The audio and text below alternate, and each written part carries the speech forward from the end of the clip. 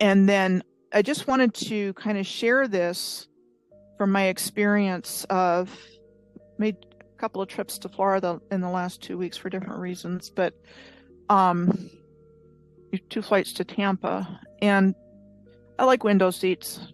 Don't always get them, but I try to. And I'm looking out the window at just this absolutely devastated looking landscape. And when you look down out at what's underneath, you see a lot of places that kind of look mud flooded. You see what looks like could have been ancient structures, pyramids and other things. And now that I've got trees on my radar, I'm seeing what look like they could have been trees. And so this is kind of a combination in New Mexico and Arizona, but the desert Southwest is like this in general. You look out, you look down, and it's just like this just devastated landscape. And so, and then you've got the green on this side, you've got green along the coast, but the midsection of the United States is pretty brown, crispy, fried, whatever. And if you look at, there's places that have these, they look like tree roots. So you've got the S-shaped rivers that I've identified that I believe are canals and that serve to function on the grid system. But then there's a lot of these look like root systems. And there could be explanations just in nature about how they happened, but there's an awful lot of places that look like tree stumps. And then this is one of the places I think you've identified. Yeah. Because this is getting up into this Four Corners area. And so where I am is kind of near there. And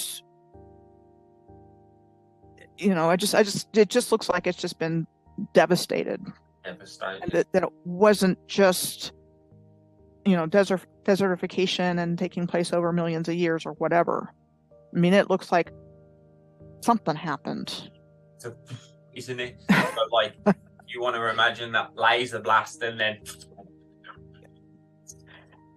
and it's going to depend, because if we look at the line, you'll probably see. You can probably, you know what I mean? You can probably see, because there's this devastation. It's in a few places, isn't it? And where I live, I'm surrounded by mesas, and I'm seeing tree stumps now. I used to not before. I knew they weren't.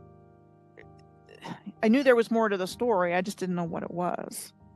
And now that I have that on my radar, it's like, okay, yeah, I see it. And so in Arizona was a pretty special place. It's there's a lot of observatories here. The Vatican Observatory is in southern Arizona, Lucifer.